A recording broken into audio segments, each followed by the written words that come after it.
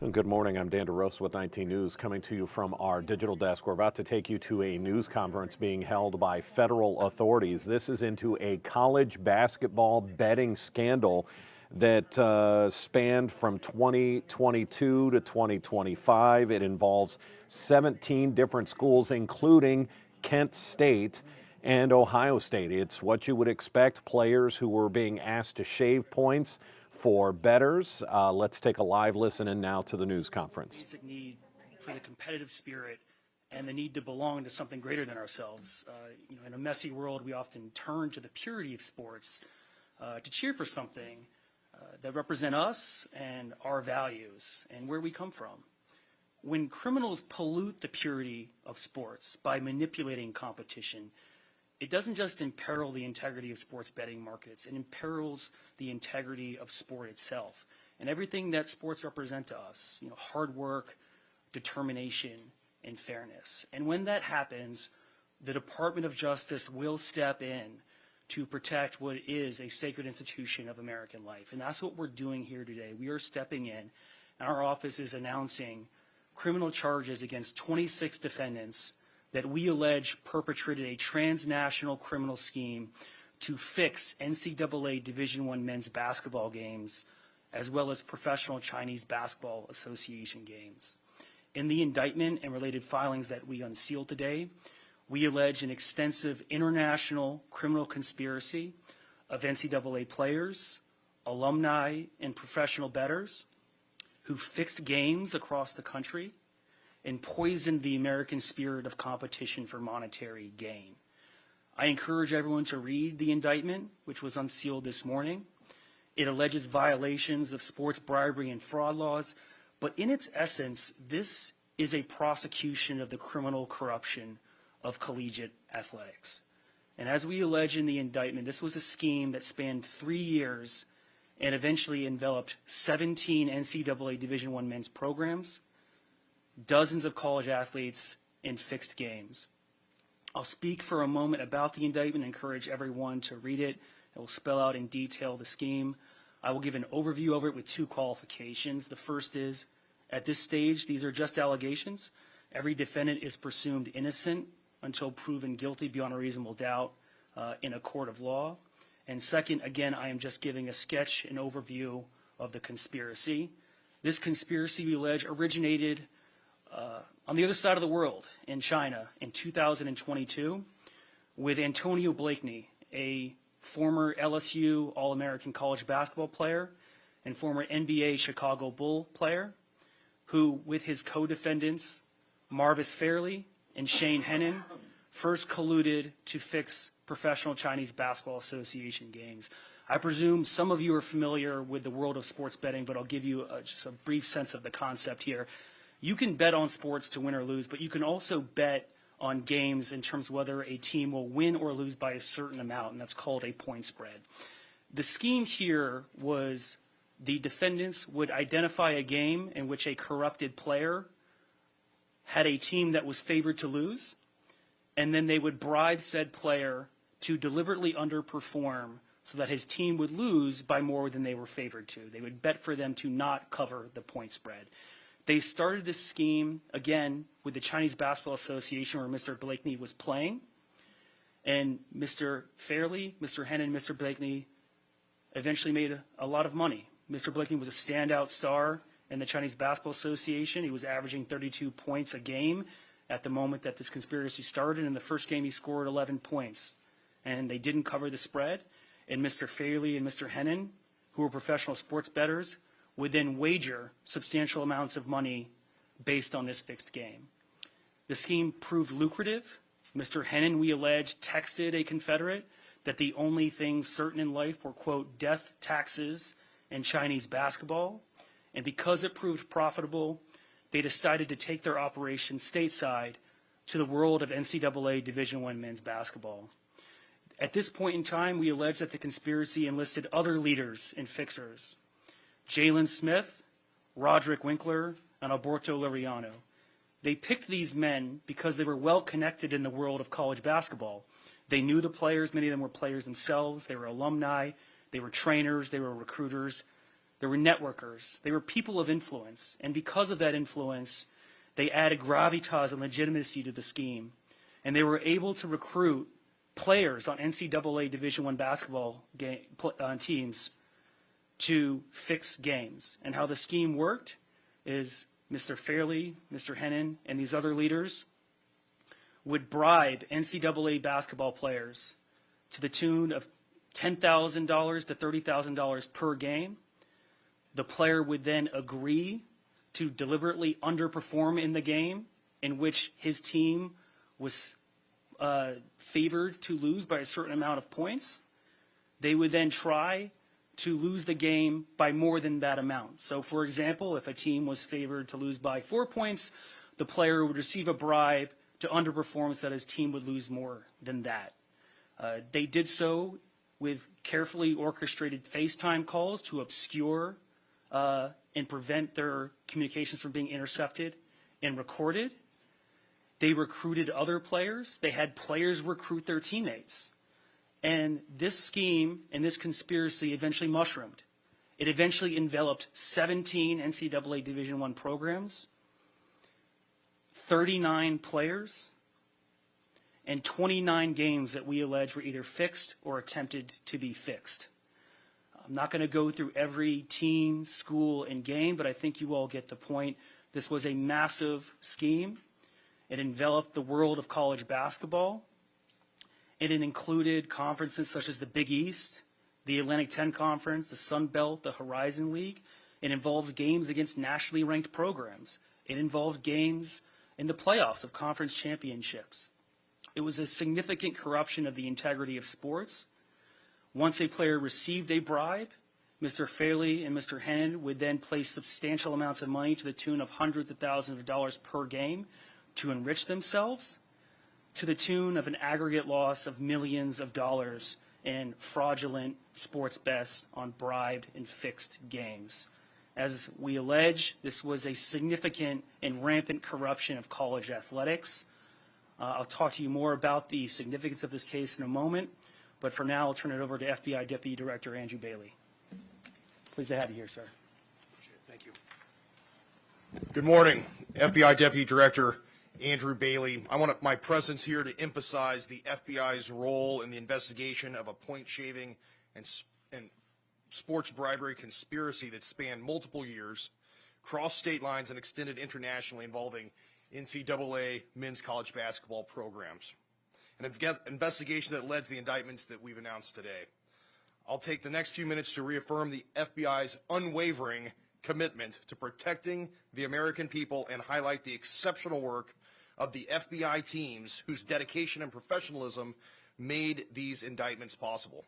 Over the past 2 years, the FBI's Philadelphia field office has conducted a wide-ranging investigation into a point-shaving conspiracy involving at least 15 NCAA men's college basketball teams.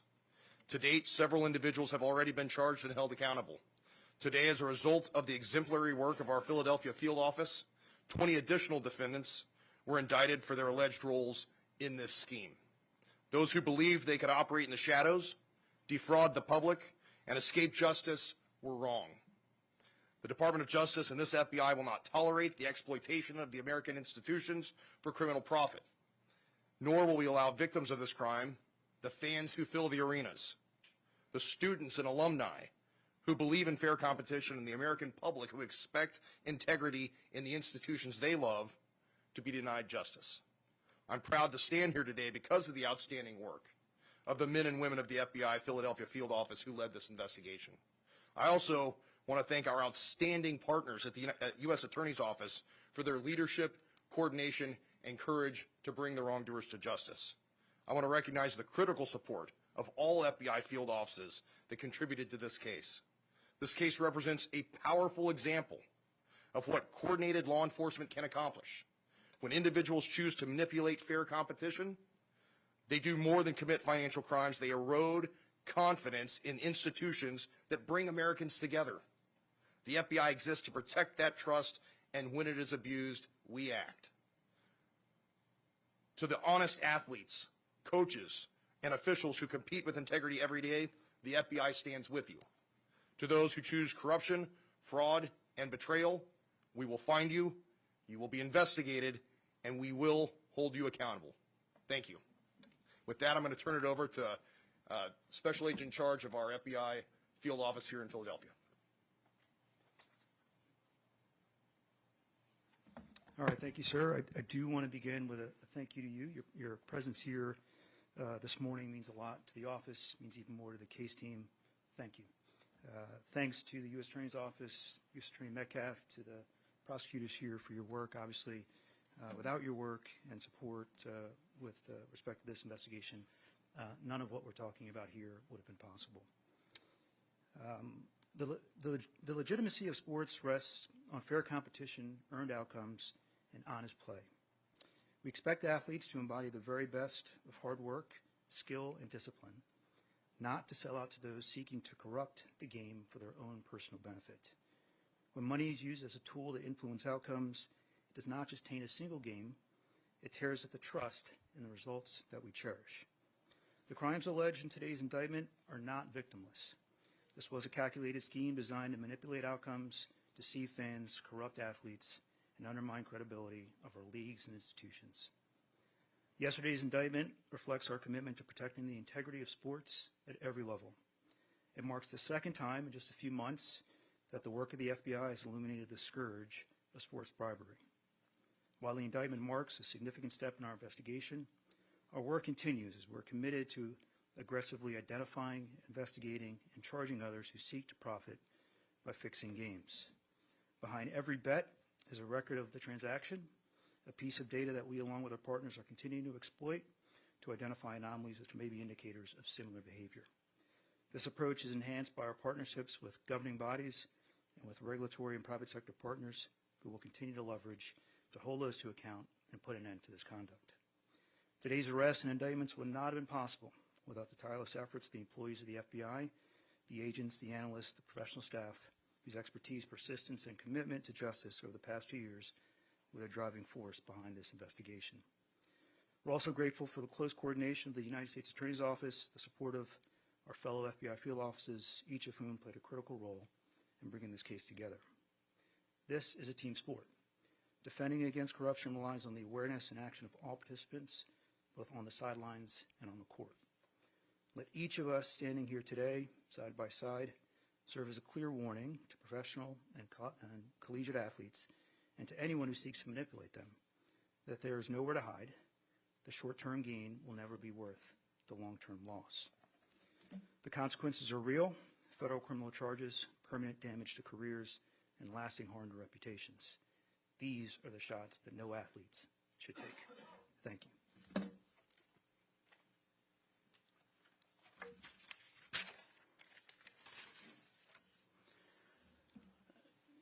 As the United States Attorney, I present this case in that capacity, but I do have to say that the true credit belongs to the line FBI agents and the two gentlemen beside me. They're the ones who built this case. It took a great degree of effort, grit, determination, the type of values that you would see in sports. I'm glad you said this is a team sport, because it is. And this case is a reflection of that and all the values that we expect from our sports institutions. A tremendous amount of credit has to go to the FBI for their diligent and zealous construction of such an immense and impactful case that spanned the country. It's the type of cases that we want to do, and it's really a great reflection of the merit, the excellence of the agents who built it. As I said, this is the corruption of college sports. There is a substantial interest, public interest, in the integrity of sports. A great value of American society is a free, fair, and level playing field. That's why we have antitrust laws to protect competition and commerce. We have insider trading laws to protect the integrity and a level playing field in securities markets. And that's why we have the Sports Bribery Act to protect the integrity of collegiate sports. Sports in many ways are a microcosm, a metaphor for American society and our values. It means something a great deal to us. And when criminals rig the outcome of games for the purpose to lose, rather than to win, we all lose. And that's why we're here today. This is a significant case. I'll take some questions in a moment. Before I do, I want to say the investigation is ongoing. As you can imagine, this is an extensive, significant, ongoing case. We will continue to investigate. I encourage everyone out there who has information about sports wagering in the NCAA or any professional sports, who have information about this case or similar schemes, to come forward and give Special Agent in charge, Wayne Jacobs, a call, and the U.S. Attorney's Office a call, so we can continue this fight. With that, I'm happy to take a few questions about this case. Yes, ma'am. Are these men in custody, and what would charges like these fetch if we got to sentencing, as well as what does restitution look like? Some are in custody, some are not. It varies by defendant. As I mentioned, there's 26 defendants. Look, the sports bribery charge carries a maximum penalty of 5 years. The fraud statutes carry a maximum penalty of 20 years.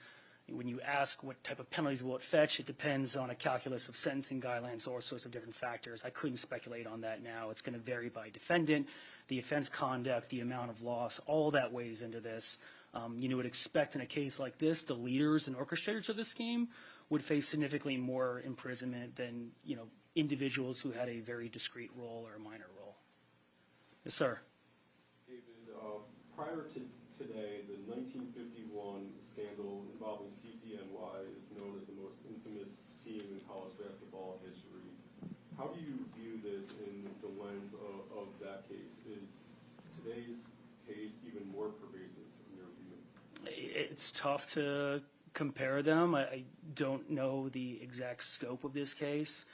I'm just speaking extemporaneously now, but I would imagine it rivals it. I mean, this is a pretty pervasive corruption scheme. As I mentioned, we're talking about dozens of games, athletes, 17 teams. I do view it as historic for that reason. Yes? Could you pull out one example from the indictment of the LaSalle-St. Bonaventure game? It looks like the LaSalle players refused to cooperate. That's what I take from that. So there were times, as we allege in the indictment, in which there was an attempted fix of the game. And for various reasons, either because the players either did not cooperate or they were actually cooperating but were unsuccessful, the game was not actually, did not have the outcome that the organizers or leaders hoped they would. There's 9 other players on the court. There's coaches and there's referees. Now in basketball, one player could substantially influence a game in ways in other sports you cannot. But it's not a guarantee. But by and large, the scheme was very successful. Yes, sir. Just to follow up on her question, just because obviously we're caring about the Philadelphia tie here for a bunch of us here. Yeah. With the LaSalle game, did those players, I know you said sometimes they attempted to fix, did the players not take the money, or did they take the money and it was unsuccessful? If you could speak to that. I'm just going to refer you to the indictment on that. Look, in terms of the Philadelphia ties, I will say this. The case originated here. One of the defendants resides in this district. But more importantly, this is a nationally significant case with impact across districts, across offices, across jurisdictions and states. And our office wants to do these cases because they maximize the impact on public welfare. And in a case like this, of this complexion and gravity, all sorts of offices could bring those cases. It's a testament to the excellence of the FBI agents and these 2 gentlemen that our office brought it.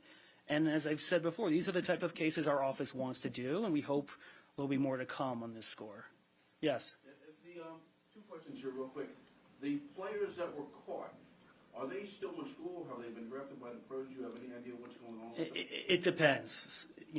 It's tough to generalize when you ask questions about players. Some are professional basketball players in other leagues. Some are still in school. Yes, sir.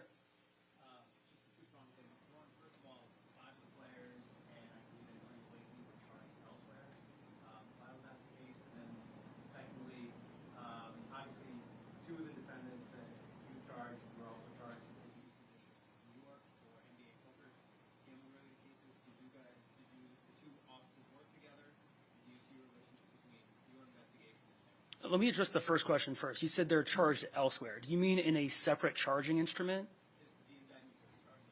Yes. So as I point out, there are indictments and related filings in this case. The indictment unsealed today is not the only charging document. To address your second question about the ED&Y case, there is a relationship between the 2 cases. Yes, we have been in coordination with the U.S. Attorney's Office and the Eastern District of New York. I'm glad you asked this question, because I do think it's helpful to distinguish this case from that one. There are defendants in common, but fundamentally this is a different criminal scheme. If you read the Eastern District of New York indictment, it is fundamentally an insider trading case with a complexion of sports. The individuals in that case were making wagers on insider information, for example, injuries, to make money based on insider information, right? But there is a really important difference between wagering on predicted outcomes on insider information and wagering on determined outcomes, outcomes that you control. The former is a crime against sports betting markets. The latter is a crime against the sport itself. And that's what this case is about. That's what makes it different, in my opinion, worse. Yes? Two questions. One, any connection to the Major League Baseball pitchers that are being investigated for? Not that I'm aware of. And then, I know you say millions of dollars. Any ballpark figure on how much these guys make? Millions of dollars. Investigation is ongoing. You know, I don't want to give you a number because it could change a week from now as we develop evidence. Yes, sir. What do you think it says about sports or society that these types of gambling investigations are becoming significantly more common?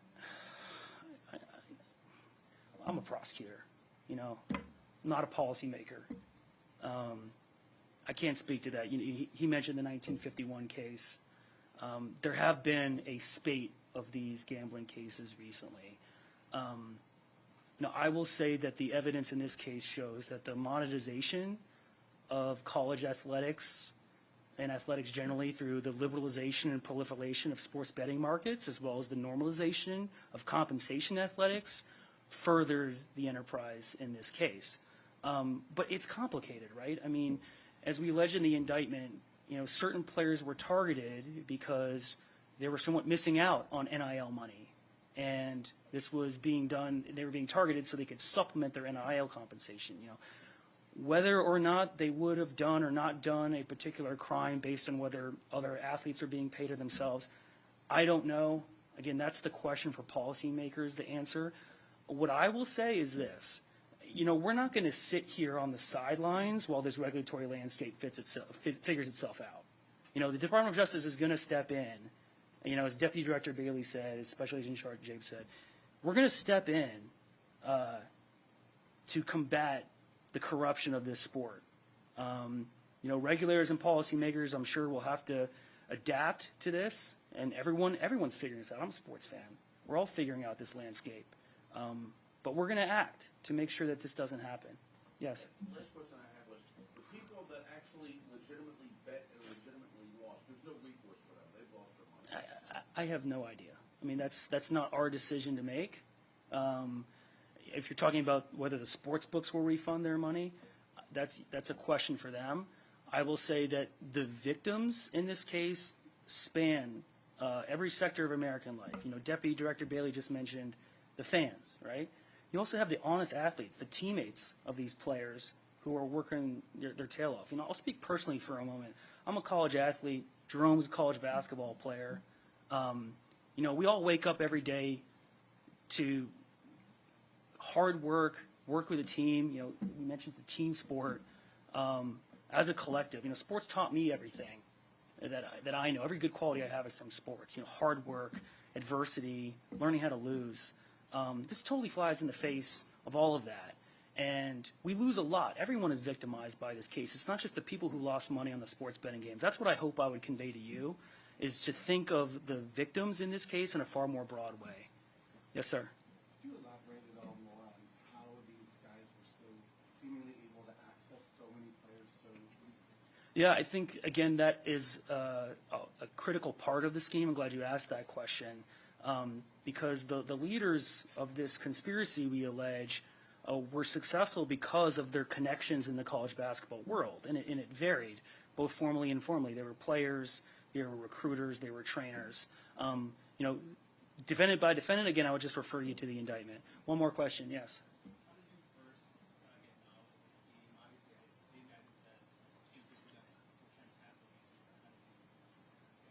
I'm not going to answer that question. I'm not going to divulge sources and methods. What I will say again is repeat, you know, my ask to everyone, if you have information about this scheme or others, to please pick up the phone and give us a call. Thank you, everyone, for your time. I appreciate it. Thank you. We're good. Thanks. Dan DeRose with 19 News as they wrap up this investigation, or at least the news conference portion of this investigation. We're getting a little bit more information on the involvement of Kent State and OU, because it is fairly alarming when we heard that the number of institutions that are involved, and that list does include Kent State and OU. For clarification, according to the indictment, it was a player from Buffalo that was allegedly on the take. That player in 2024 played a game, Buffalo versus Kent State. So you can look at Kent State as sort of the patsy in this. They didn't, in fact, they're scrolling down the list of games there, and the individuals involved. And we'll look for. I'm going to pull this banner down and see if we can see. They're going to go down that list again. These are the players, former players, current players that were involved in all of this and the games in question. But so to put your mind at ease for Kent State and for OU, they weren't in on the bet. It's a game that they were being played by this athlete from Buffalo. And he was, let's use the 2024 game against Kent State, for example.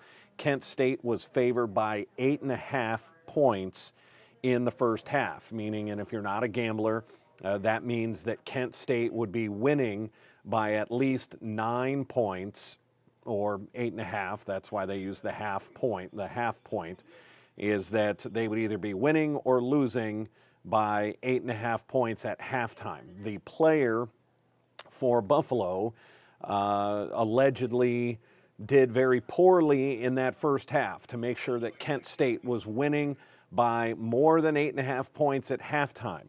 And in that case, it's alleged that 3 gamblers put something like $424,000 on that game, and they won that $424,000 because the player from Buffalo performed poorly, was missing shots, and Kent State went up by more than 8.5 points in the first half.